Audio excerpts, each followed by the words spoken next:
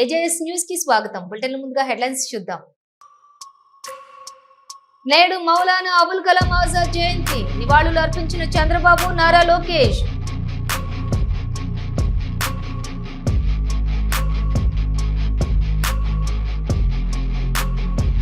ప్రతి కుటుంబం నుండి ఒక వ్యాపారవేత్త రావాలి, అదే తెలుగుదేశం ప్రధాన ఉద్దేశమన్న సీఎం చంద్రబాబు.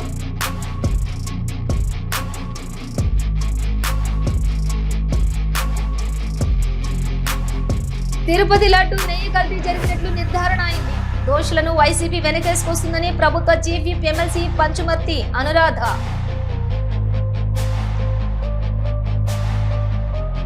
మౌలానా అబుల్ కలాం ఆజాద్ జయంతి సందర్భంగా ఆయన చిత్రపటానికి పూలమాలలు వేసి నివాళులు అర్పించారు ముఖ్యమంత్రి చంద్రబాబు నాయుడు మరియు మంత్రి నారా లోకేష్.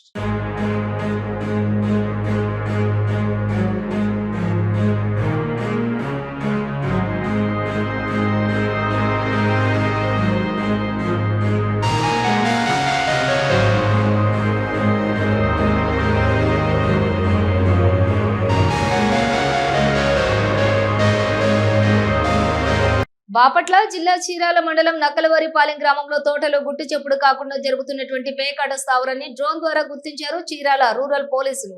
14 మందిని అదుపులోకి తీసుకున్న పోలీసులు వారి వద్ద నుండి 1,69,940 నగదును సీజ్ చేశారు.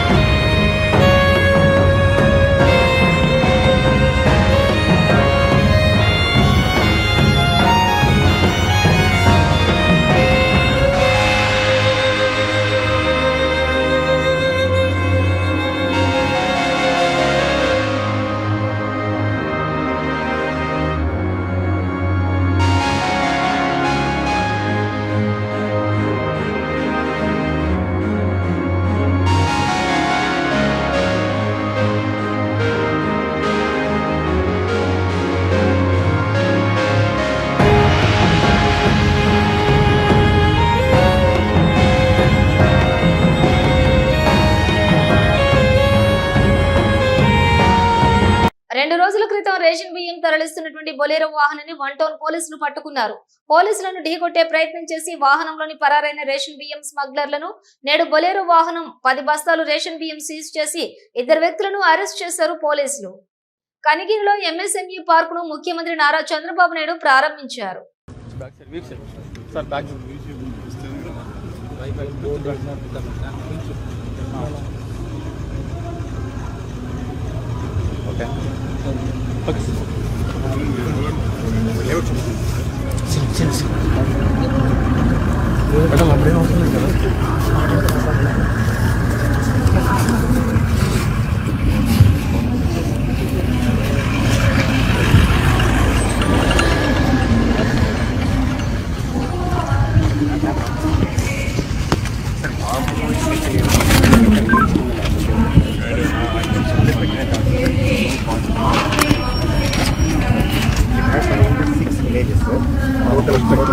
Total area is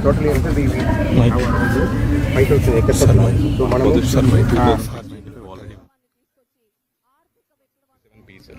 Singaraikunda. మనం లే చేసాం సార్. ఇక్కడ నుంచి ఈ రోడ్లో ఇక్కడ వస్తాం. వీఆర్ రైట్ హియర్ సార్, ఇక్కడ ఉన్నాం sir. Entire area is NIMS sir, 5 villages 2 mandals sir. So మనకు ఆల్రెడీ 2500 acres పొజిషన్లో ఉంది సార్.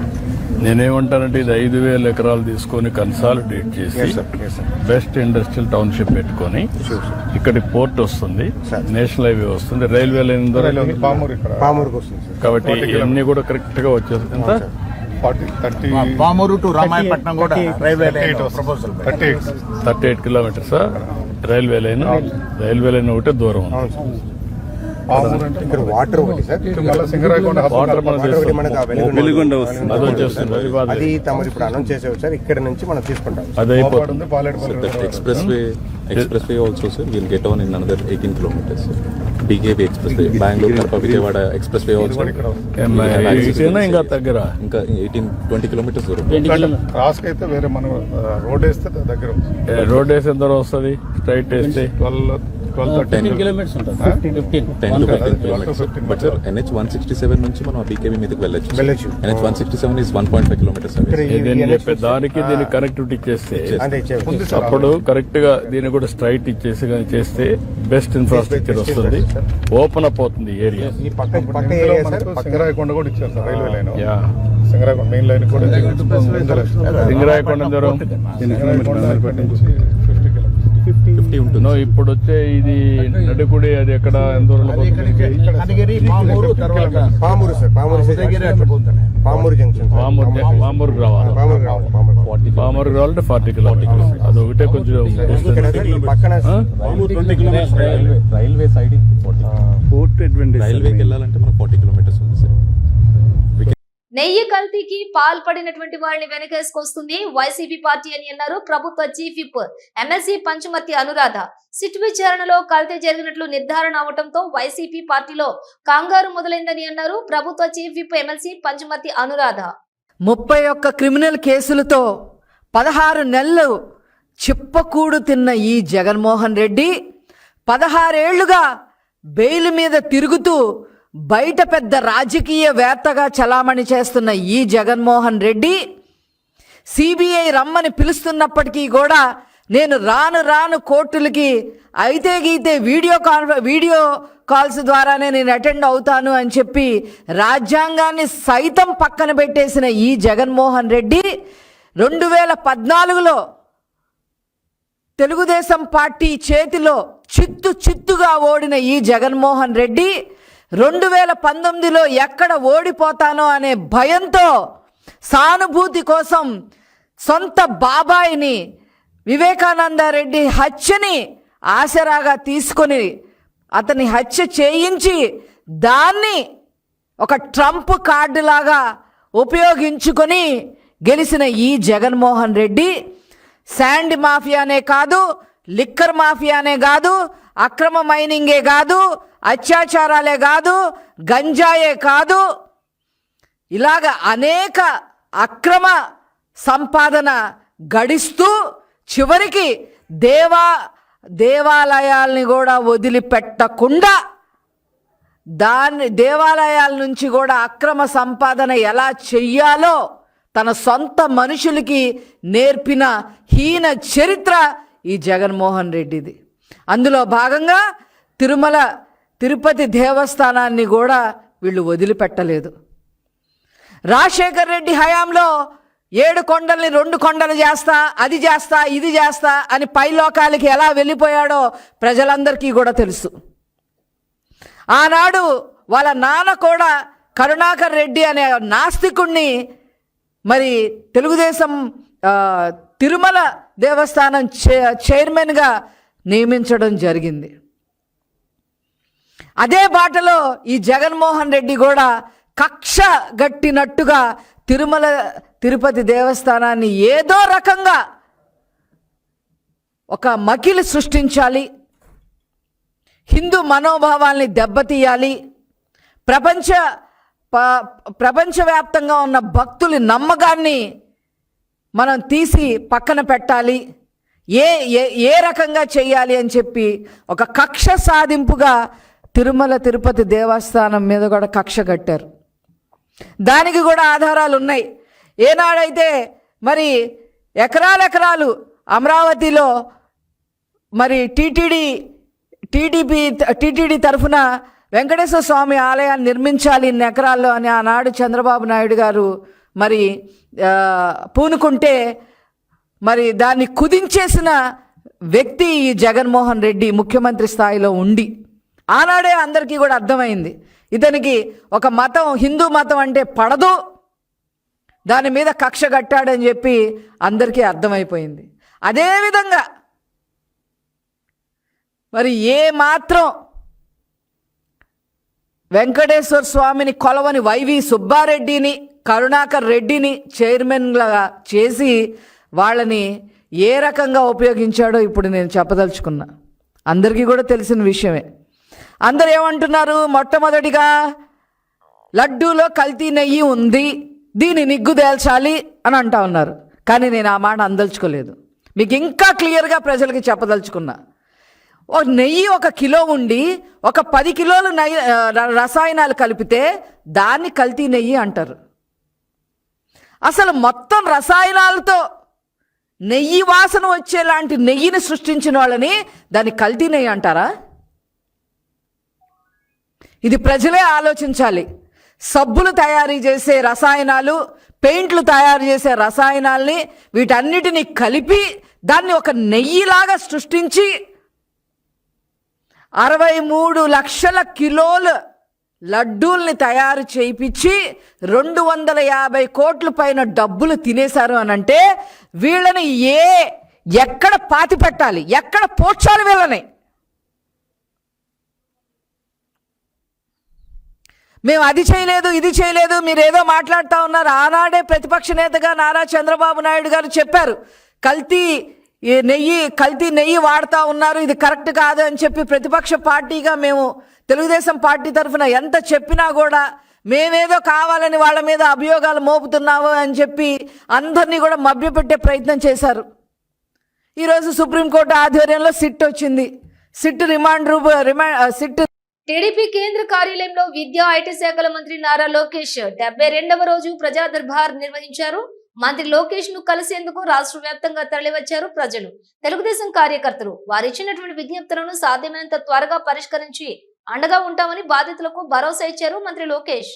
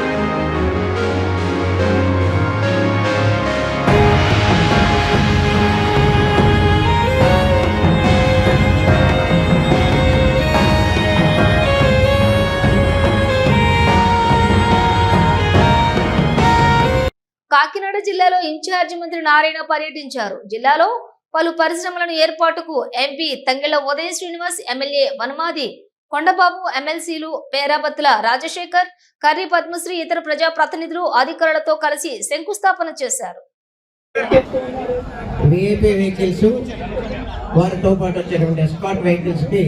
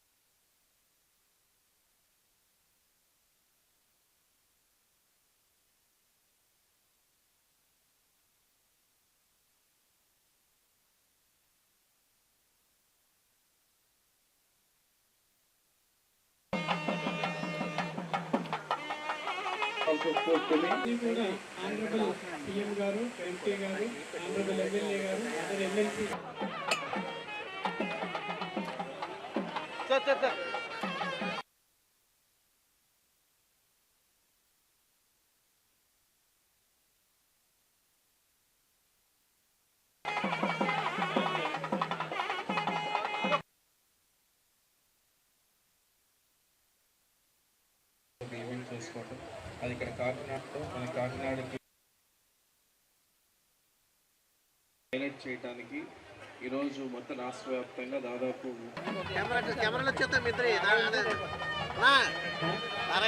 ఇక్కడ ఒక ఇండస్ట్రీ ఉంది. నర్సీపట్నంలో పోలీసులు ఎన్ని ఆంక్షలు పెట్టినా మెడికల్ కాలేజీల ప్రైవేటీకరణకి వ్యతిరేకంగా రేపు ర్యాలీ జరిగి తీరుతుందని స్పష్టం చేశారు నర్సీపట్నం మాజీ ఎమ్మెల్యే పెట్ల ఉమాశంకర్ గణేష్. అందరికీ నమస్కారం అండి. మరి మెడికల్ కాలేజీలు ప్రైవేటీకరణ చేస్తున్న సందర్భంగా మరి వాటికి వ్యతిరేకంగా రేపు రాష్ట్ర వ్యాప్తంగా వైఎస్ఆర్ కాంగ్రెస్ పార్టీ ఆధ్వర్యంలో మా రాష్ట్ర పార్టీ అధ్యక్షులు వైఎస్ జగన్మోహన్ గారి పిలుపు మేరకు మరి ప్రతి నియోజకవర్గంలో కూడా నిరసనలు తెలుపుతూ మరి ఒక ర్యాలీ కార్యక్రమం చేయాలని చెప్పి పిలుపునివ్వడం జరిగింది. అందులో భాగంగానే మన నర్సీపట్నంలో కూడా రేపు మరి ర్యాలీ చేసే కార్యక్రమంలో భాగంగా మరి అప్పటికే పోలీసులు ఆంక్షలు కూడా పెట్టడం జరిగింది. అప్పుడే నేను నోటీసు కూడా మరి పోలీసులు కూడా ఇవ్వడం జరిగింది. ఏంటంటే ఆ నోటీసులు ఏంటంటే ఈ నెల 1వ తారీఖు నుంచి 30 వరకు కూడా మరి సెక్షన్ 30 అమల్లో ఉందని మరి ఈ 30 రోజు ఈ నెలాఖరు వరకు కూడా ఎటువంటి నిరసనలు గాని ర్యాలీలు గాని చేయకూడదని చెప్పి పోలీసు వారు అప్పటికి కూడా ఆంక్షలు నిన్నటి నుంచి స్టార్ట్ అయినాయి. నేను ఒకటే చెప్తున్నా, ఈ రోజు ఆనాడు జగనన్న ప్రభుత్వంలో మా ప్రాంతంలో మాకరపాలెం ప్రాంతంలో మెడికల్ కాలేజీ ప్రభుత్వ మెడికల్ కాలేజీ ఉండడం వల్ల ఈ ప్రాంతంలో వేలాది మందికి ఉచితంగా వైద్యం అందించాలని ఒక సంకల్పంతో చేస్తే దాన్ని ఈ కూటమి ప్రభుత్వం వచ్చిన తర్వాత ప్రైవేటు పరం చేసి ప్రైవేటు వారికి దారాదత్తం చేస్తున్న కార్యక్రమంలో భాగంగా దానివల్ల మా ప్రాంతంలో ప్రతి ఒక్కరు కూడా ఈ రోజు రాష్ట్రంలో ప్రతి ఒక్కరు కూడా ఈ ప్రైవేటు పరం చేయడం వల్ల ప్రతి ఒక్కరు కొన్ని లక్షల మంది కోట్ల మంది మరి ఉచితంగా వైద్యాన్ని కోల్పోతున్నారు కనుక దానికి నిరసనగా రేపు కార్యక్రమం చేపడుతున్నాం. మరి ఎన్ని ఆంక్షలు పెట్టినప్పటికీ కూడా నర్సీపట్నం నియోజకవర్గంలో పోలీసులు ఎన్ని ఆంక్షలు పెట్టినప్పుడు కూడా పార్టీ నాయకులందరినీ కూడా కోరుతాను, రేపు ఉదయం 9 గంటలకల్లా మీరు నర్సీపట్నం రావాలి. కంపల్సరీగా మన తాలూకా నిరసనని ప్రజల ద్వారా మనందరూ కూడా ఈ ప్రభుత్వానికి తెలియపరిచి మరి పెద్ద ఎత్తున రేపు నిరసన కార్యక్రమంలో పాల్గొనాలని. ఎన్ని ఆంక్షలు పెట్టినా ఎన్ని కట్టడి చేసిన పోలీసులందరూ కూడా రేపు మన బోర్డర్ లో ఎంతమంది పోలీసు యంత్రాంగం పెట్టినా సరే ప్రతి ఒక్కరు కూడా కార్యకర్తలు నాయకులందరూ కూడా పాల్గొని మరి ఈ ర్యాలీని విజయవంతం చేయాల్సిందిగా కోరుకుంటూ నమస్కారం తెలుపుకుంటున్నాను. జై జగన్. నమస్కారం. తుమ్మలపల్లి కళాక్షేత్రంలో రాష్ట్ర మైనారిటీ సంక్షేమ దినోత్సవంలో ముఖ్యమంత్రి శ్రీ నారా చంద్రబాబు నాయుడు పాల్గొన్నారు.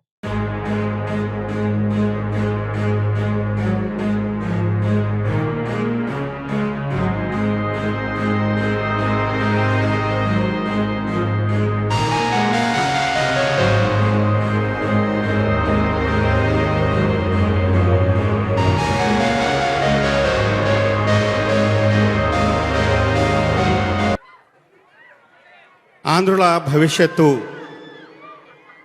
ఆంధ్రుల యొక్క ఆశాకిరణం, ఆంధ్రుల ఆశాజ్యోతి ఆంధ్రప్రదేశ్ రాష్ట్రానికి ముఖ్యమంత్రి వర్యులుగా ఉన్నటువంటి శ్రీ నారా చంద్రబాబు నాయుడు గారిని సాధారణంగా వేదిక మీదకి ఆహ్వానించడం జరిగింది.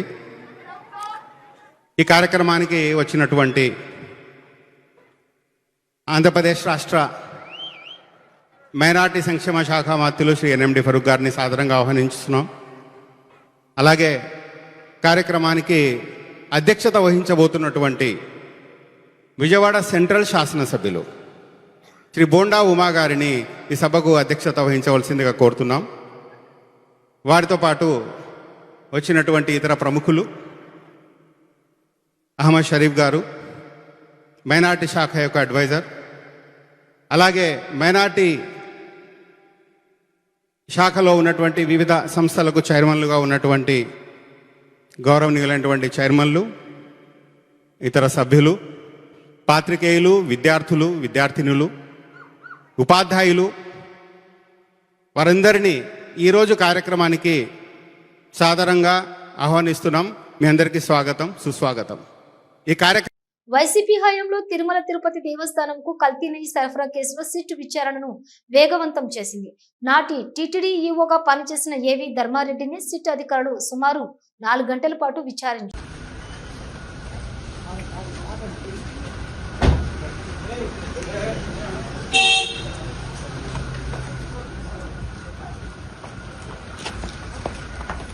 తీసుకోండి.